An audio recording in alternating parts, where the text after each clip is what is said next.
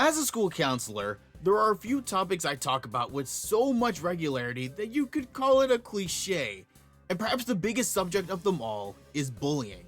On one hand, our society has put a spotlight on harassment and has inspired policies that have much less tolerance for this occurrences in our schools.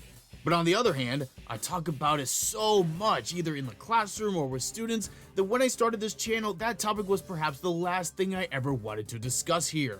But one of my subscribers suggested I take a look at the 2016 Netflix anime A Silent Voice, whose central theme is bullying. I went into it curious about what I'd find, and what I discovered was a striking, emotional, and real look not just into bullying, but into what causes it and how it impacts not just the victims, but the perpetrators. And as a guidance counselor, I found that A Silent Voice covered these important and at times dark subjects with better tact and respect than some other shows that have gotten more attention in recent years. What can we gain from A Silent Voice that we haven't already heard 1,000 times? I'm the guidance guy, and you might be surprised by what we find out.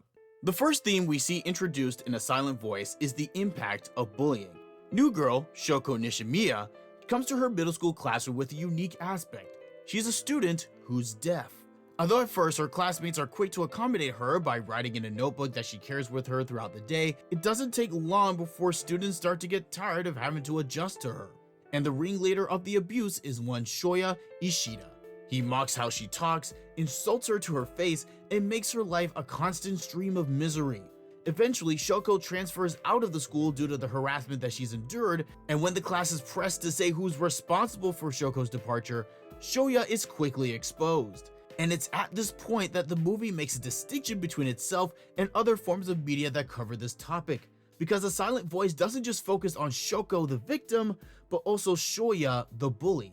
We see the effects of Shoya's bullying as the movie transitions from middle school to high school. The experience of being a tormentor and then being ostracized and alienated from his friends has turned Shoya into a recluse with low self-worth and crippling social anxiety.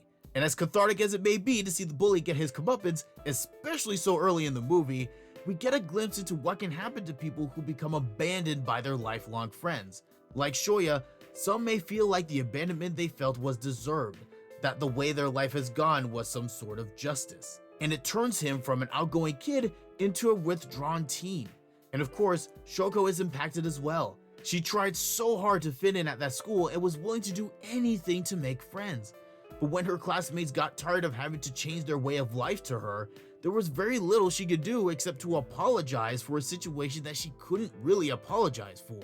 And over time, we see the pain of that experience turn inwards on Shoko as she blames herself for the horrors that she experienced. Which brings us to the next theme of A Silent Voice: shame. Throughout A Silent Voice, we see our two protagonists struggle with the shame of the respective roles that they played in their past. For Shoko, her shame comes from not just the experience of being harassed by her classmates, but by being deaf in the first place. She feels like a burden to people who constantly have to change the way they communicate to her or how they have to look after her. We eventually learn that this guilt and shame has led her to hate herself due to the inconvenience she feels she brings to other people, and secretly believes that the only way to resolve this situation is to end her own life. And for Shoya, his shame stems from how he treated Shoko and the resulting isolation that his actions brought to himself. In fact, A Silent Voice begins with Shoya attempting to close all unfinished business that he has in his life before ending it all, and is only stopped when his mom discovers the plan. And there's a difference between guilt and shame. Guilt is feeling bad for what you've done. Shame is feeling bad for who you are. And in both their cases, shame is not the right route to take. Yes, even for Shoya. Should he feel bad for what he did? Absolutely.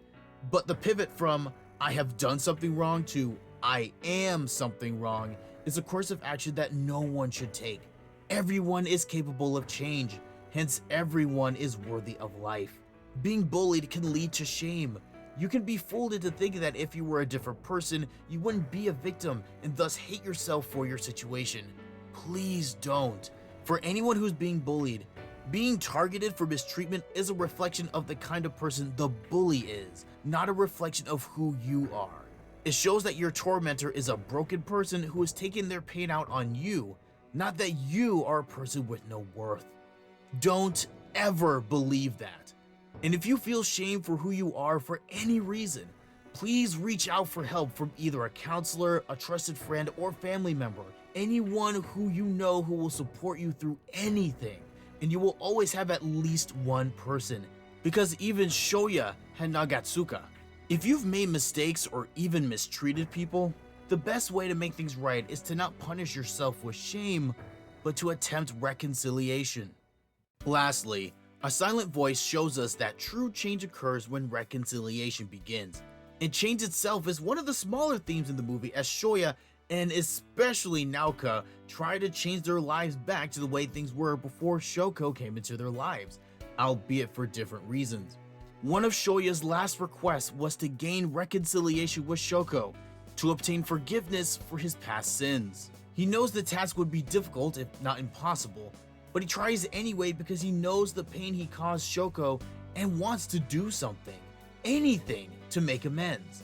And though his dogged pursuit of atonement, he ends up making a positive impact on Shoko's sister, making a new friend, and ultimately saves Shoko's life and help her see her own value as a person.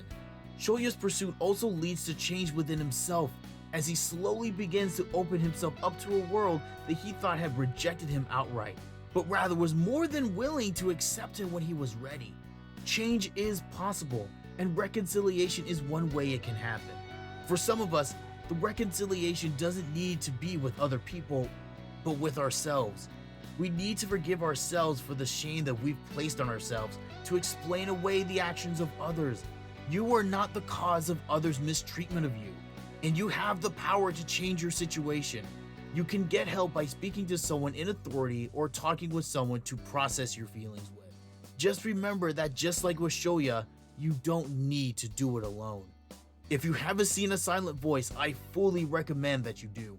It shows the dangers and results of bullying, how we might internalize our pain as a coping mechanism, and how dangerous that strategy can be, and the hope and growth that comes from seeking reconciliation with others and ourselves.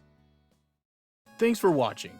Let me know in the comments what other characters and franchises you'd like me to discuss next. Also, don't forget to like, subscribe, and ring the bell so you know when the next video is ready. Until next time.